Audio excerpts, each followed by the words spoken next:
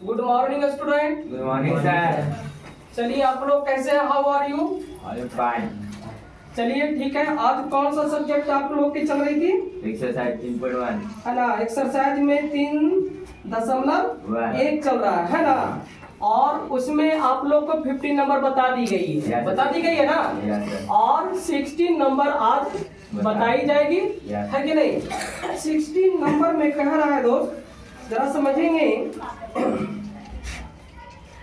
कि आलेख द्वारा निम्नलिखित रैखिक समीकरण निकाय को हल करने के लिए, क्या करने के लिए? हल करने के लिए रेखाओं और बाई अक्ष से घेरे क्षेत्र को छायांकित करें, है ना। जिसके नंबर में 1 में दिया हुआ है 4x माइनस वाई और इज इक्वल टू क्या है 4। इक्वेशन इसको क्या मानेंगे? फर्स्ट मानेंगे।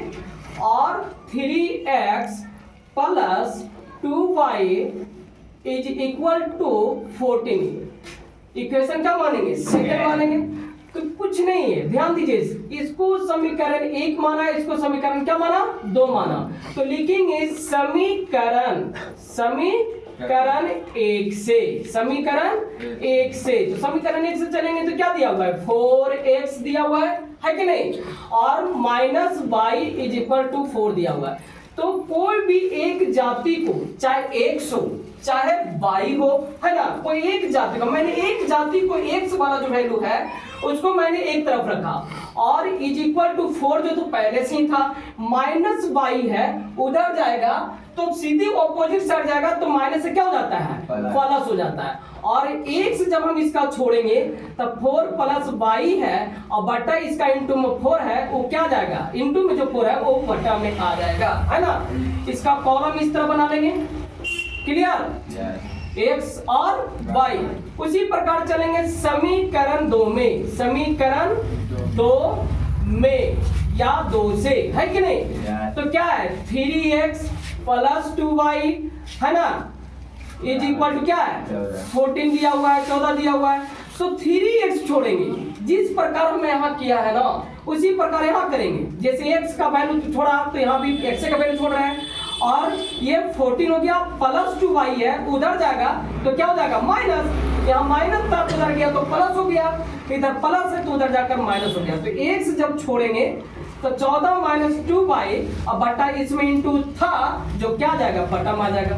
इसका भी कॉलम इस तरह बनाएंगे। क्लियर? मैंने बताया क्या x और y का हल होना बहुत जरूरी है ग्राफ बनाने में। तो उसको थोड़ा सा नोट में, यहाँ नहीं बल्कि साइड में, कॉपी के साइड में कहीं भी आप इक्वेशन को उतार लेंगे। 4x minus Y equal to 4 और 3x plus 2y equal to 14, है ना। तो हमें x के जाति को इक्वल करने के लिए इसका मल्टीप्लाई हम इससे करेंगे और इसका मल्टीप्लाई इससे कर देंगे, ठीक है। और इससे करने से क्या होगा? 4 3 जा क्या होगा? 12x हो जाएगा और minus 3 into by 3y equal to 4 3 जा 12 हो जाएगा। क्लियर? अब इससे मल्टीप्लाई करेंगे तो 4 3 जा कितना हो जाएगा? 12x और प्लस 4 2 जा कितना हो जाएगा? 8y और 14 4 जा कितना हो जाएगा? 56। क्लियर?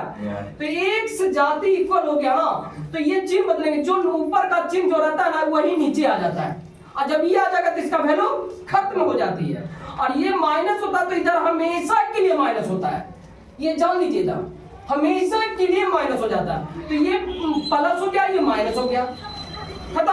अब ये माइनस हो गया, ये भी माइनस हो गया, तो 8 और 3 कितना हो जाएगा?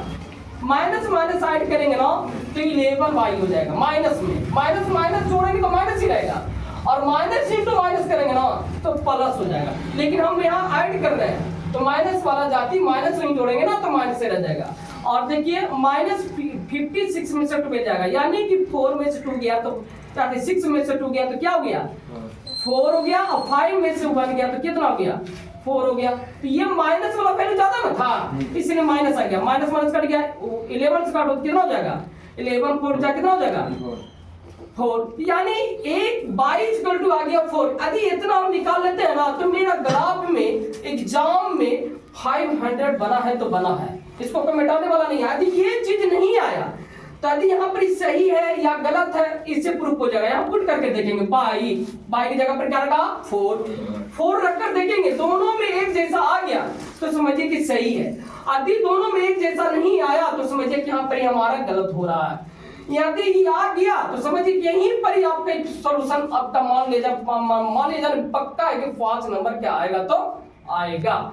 तो यहाँ 4 रख के देंगे, बाई की जगह पर क्या रखेंगे 4, यहाँ इंटू का निशान बताता है तो 4 2 जा 8, अब 14 में से 8 जाएगा तो कितना बचेगा 6, और 6 को 3 से काटेंगे तो क्या जाएगा 2। क्लियर। अब यहाँ भी 4 हम रख कर देखेंगे, है ना, 4 तो 4 कितना हो जाएगा 8, और 8 को हम 2 से काटेंगे तो क्या हो जाएगा 2। तो क्लियर हो गया। एक जैसा एक ही कॉलम यदि आ गया तो समझिए कि आपका लक बहुत बेस्ट हो जाएगा। मेन यही आपका एक्स वाई का ग्राफ वाला मेन आंसर आ जाता है। ठीक है, देखिएगा ग्राफ हम नेक्स्ट बना रहे हैं, बनाएंगे उसमें एक पॉइंट पर ही कटेगा। सेकंड में आपको जो मन में आता है रख सकते हैं, मान ऐसा डिजिट रखिए कि ताकि वो कट सके। ठीक है, तो ऐसा रखिए, रख कर देखिए हमको कटेगा, कुछ ऐसा डिजिट रखिएगा। 1 रखते हैं, यदि 2 रखते हैं तो देखो यदि 1 रखते हैं तो 2 हो जाएगा, और 2 14 में से 2 जाएगा। यदि 1 हम रख देते हैं तो 2 × 1 2, और 14 में से 2 गया तो 12, 12 को 3 से काटेंगे तो कितना आ जाएगा 4 आ जाएगा। इसको यहाँ भी कुछ भी पुट कीजिए जी, छोटा से छोटा वैल्यू लेने से क्या होगा, हमें ग्राफ पर आसानी पूर्वक कटेगा। यदि बड़ा डिजिट लेंगे ना तो फिर ग्राफ पर अटेगा नहीं, आपका मुसीबत आ जाएगा, समस्या हो जाएगा, लंबा प्रोसेस चला जाएगा, डिमेरिट आ जाएगा तो नंबर कटेगा। तो नंबर कटने नहीं चाहिए, आप 0 रखेंगे तो 0 रखेंगे तो 0 तो जुटेगा है नहीं, तो 4 हो जाएगा। 4 से 4 काटेंगे कितना होगा भाई साहब 1 आ जाएगा। क्लियर। और जब यहाँ क्लियर हो गया ना तो एक ग्राफ बनाइए इस प्रकार, ये हो गया बाई, ये हो गया बाई डैश, ये हो गया एक्स डैश, ये हो गया एक्स। यहाँ 0 के लिए क्या है बाबू कि इधर भी 0 के लिए एक्स भी और वाई के लिए भी नियामक 0 होता है, जिसको मूल बिंदु कहा जाता है। तो मैंने बताया कि इसमें सबसे मैक्सिमम नंबर कितना है 4, तो 4 तक ही नहीं, ज्यादा लेने की जरूरत नहीं है। समान दूरी पर ग्राफ दिया रहेगा, समान दूरी बना रहेगा, ग्राफ लेंगे 1 2 3 4 1 2 3 4 1 2 3 4। लेकिन याद रखेंगे ये हमेशा नेगेटिव होता है। क्या होता है? हमेशा नेगेटिव होता है। अब ये देखना है क्या कि x का वैल्यू 2 दिया हुआ है, कितना दिया हुआ है, तो x प्लस न है, प्लस कहेगा x तो इधर लेंगे, माइनस कहेगा तो इधर लेंगे। दिक्कत अब यहाँ देखिए प्लस में कह रहा है तो 2 ले रहा है और बाई का 4, तो प्लस कह रहा है तो ऊपर में जाएंगे जी, बोलिए, तो यहाँ चला जाएगा तो क्या हो जाएगा 2 और 4। क्लियर। अब यहाँ देखना है x के 1 लेने का और बाई का 0, तो 0 1 यहीं पर कट जाएगा, 0 ऊपर जा रहा है नहीं जा रहा, तो यहाँ पर लिखेंगे क्या 1 और 0।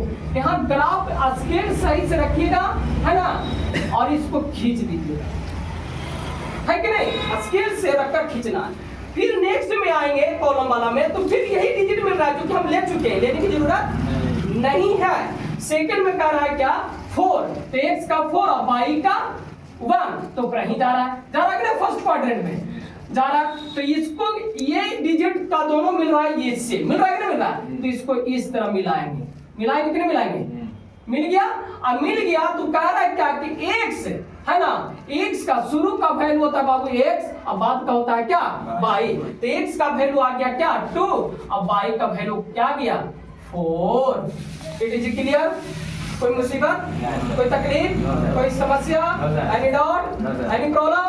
चलिए इस तरह यदि आप बनाएंगे तो एग्जाम में आपके से कोई लड़ नहीं सकता, आपसे कोई दुश्मनी नहीं है, 100% है कि आप 5 के 5 नंबर प्राप्त करेंगे। और आता है चाहे वो 3 नंबर में हो, चाहे 2 नंबर में हो, चाहे 1 नंबर में हो, आपके लिए 1 नंबर भी बहुत बड़ा मायने रखता है। इसीलिए हम पहले 1 नंबर को ऑब्जर्व करेंगे, एक्सेप्ट करेंगे, फिर 2 नंबर के करेंगे, धीरे धीरे हम लोग क्या करेंगे, उसका सारा को हम पॉजिटिव रखेंगे, तब ना हमें अच्छा नंबर आएगी और आपको पढ़ने से रोक नहीं सकता।